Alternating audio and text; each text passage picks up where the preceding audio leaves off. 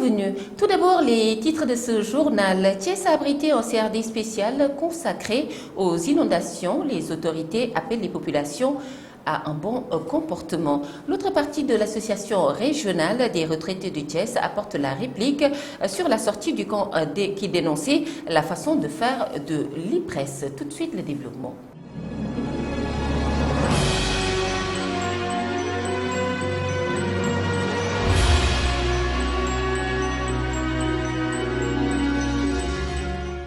Bienvenue, mesdames et messieurs, à ce journal de 20h. Nous démarrons avec le point Covid de ce jour, ce jeudi donc 20 juin 2021. Le ministère de la Santé et de l'Action sociale a reçu les résultats des examens virologiques ci-après. Sur 1349 tests réalisés, 54 sont revenus positifs, soit un taux de positivité de 4,00%.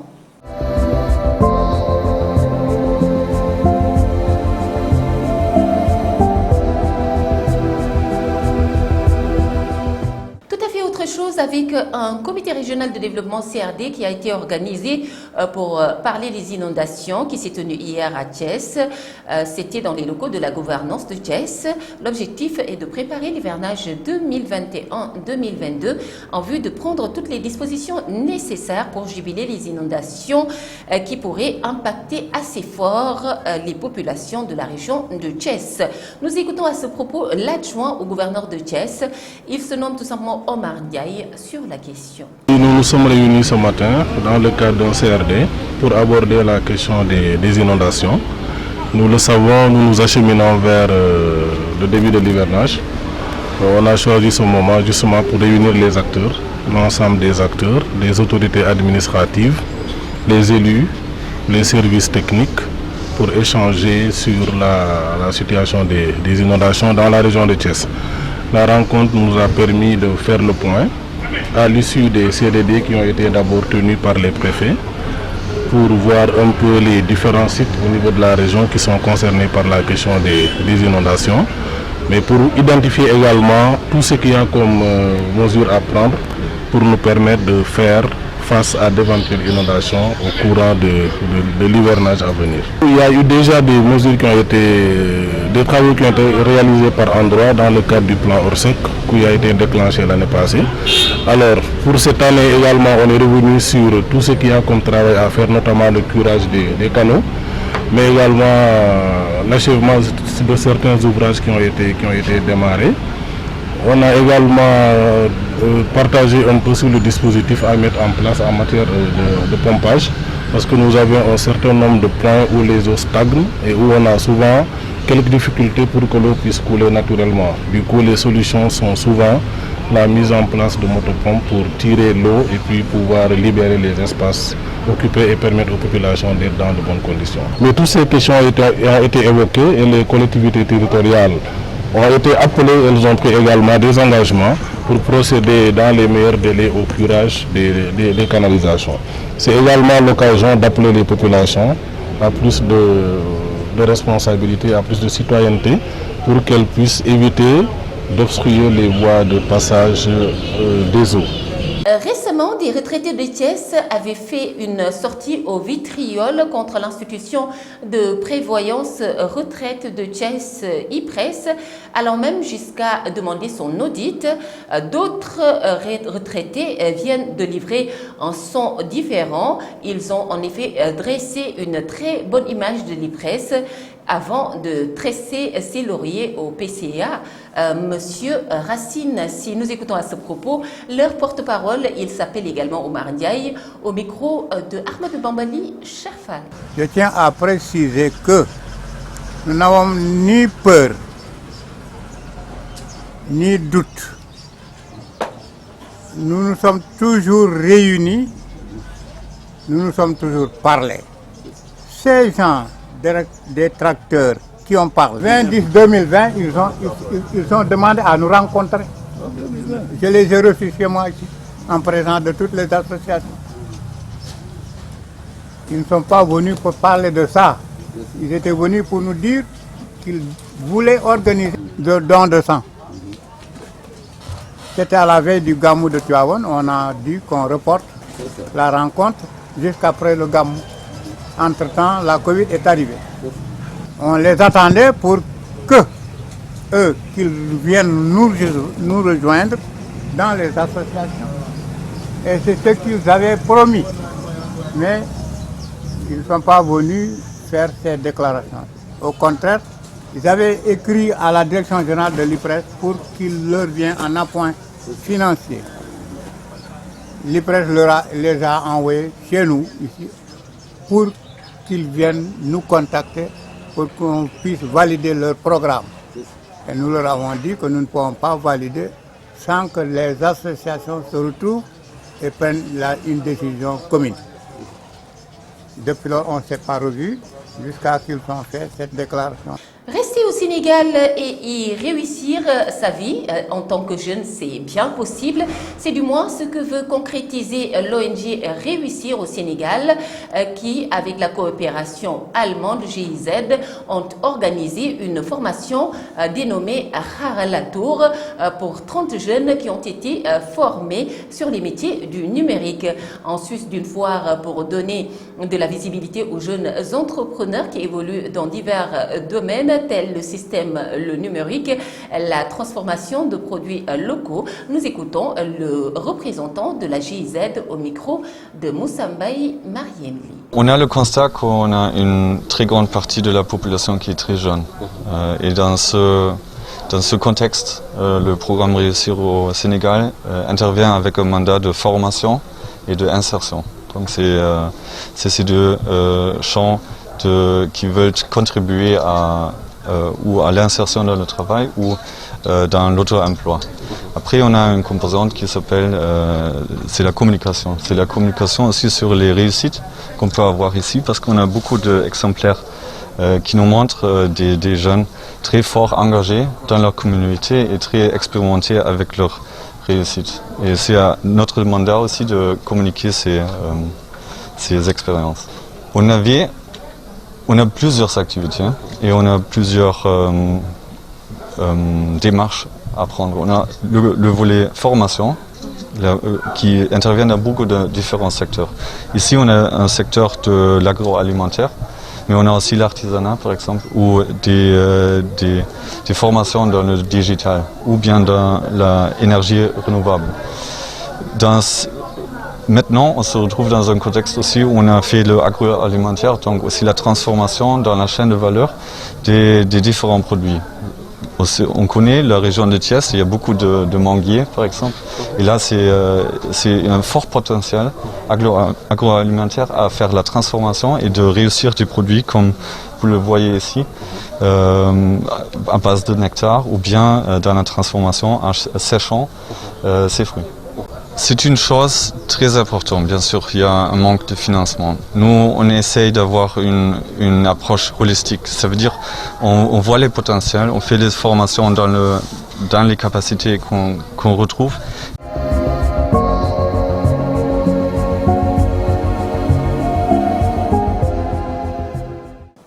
Actualité nationale à présent avec Kilifeu de Y'en a marre, encore arrêté et brutalisé par les forces de l'ordre. Il a été arrêté hier en compagnie de 45 d'autres détenus qui ont été relâchés. L'actualité nationale, c'est avec Fatou Karagé. Actualité nationale, 79 jeunes Sénégalais dont la pirogue a échoué au Maroc viennent d'être ramenés à l'aéroport international Blaise Diagne. Ils ont été accueillis par le directeur des Sénégalais de l'extérieur, Amadou François Gueye, qui a essayé de les sermonner. Pour rappel, ils étaient plus de 150 dans une pirogue qui a chaviré dans les eaux du Maroc. Plusieurs d'entre eux sont morts, seuls 79 sont sortis indemnes. Kilifeu du mouvement Y'en a marre a passé la nuit en garde à vue au commissariat central de Kaolack. Il est le seul à n'avoir pas été libéré. Les 45 autres interpellés lors de la marche des prestataires de la Sénélec ont recouvré la liberté tard dans la soirée. L'activiste qui reste en détention est poursuivi pour outrance à agent et rébellion. En direction des élections locales prévues le 23 janvier 2022 et conformément aux tests en vigueur, le secrétaire général national, M. Abdoulaye Wade, a désigné le Dr Cheikh Dieng, secrétaire général national adjoint chargé des élections, comme mandataire général du Parti démocratique sénégalais. Dr Cheikh Dieng représentera le BDS auprès de l'administration centrale pour toutes les opérations relatives à l'organisation des élections territoriales. C'était tout pour l'actualité nationale.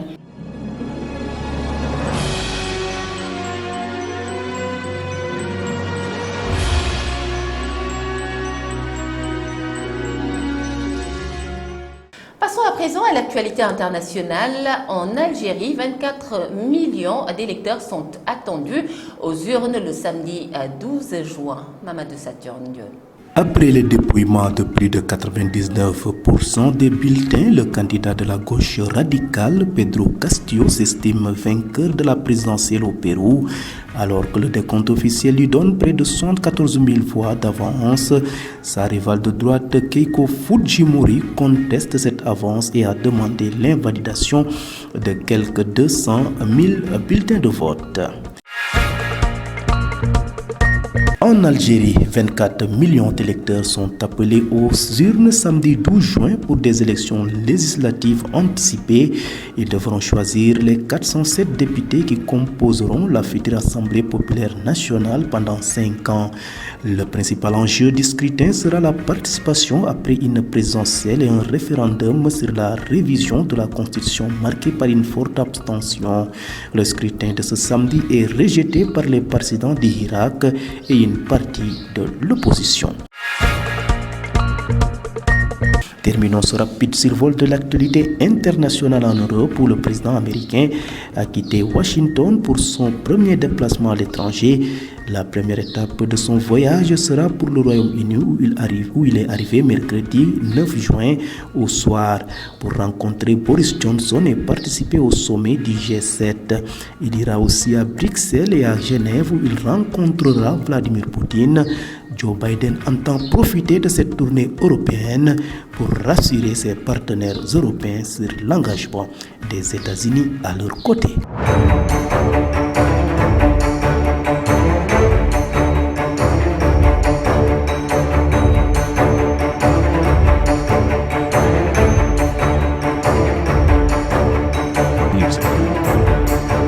En sport, les Lions du handball sont venus à bout du Madagascar. Et la Falundao.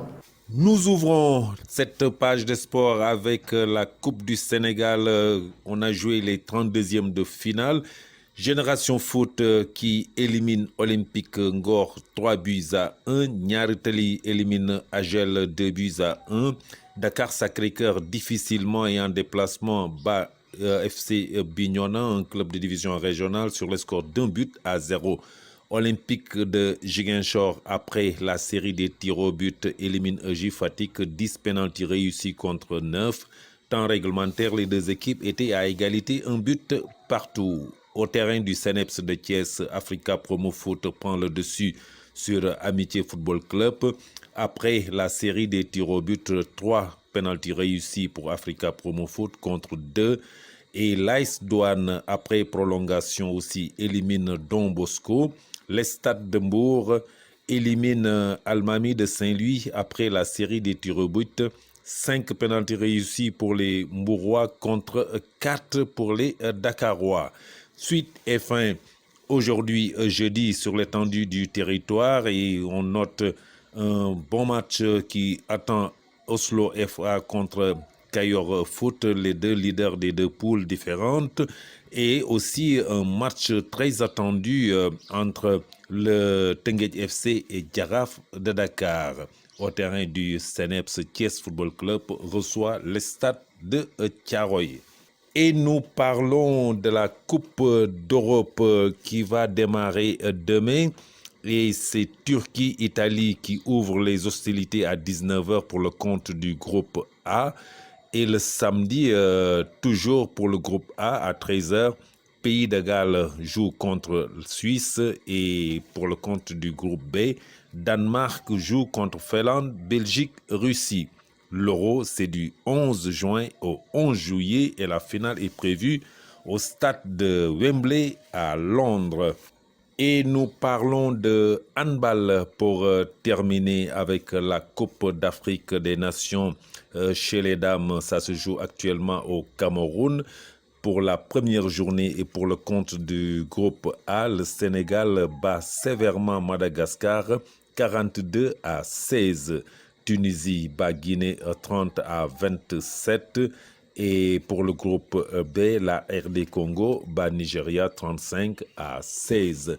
Cameroun bat Kenya 40-16. Angola bat Cap-Vert pour le compte du groupe C 39-14. Le Sénégal joue demain son deuxième match contre la Guinée à 17h et Madagascar joue contre la Tunisie à 13h.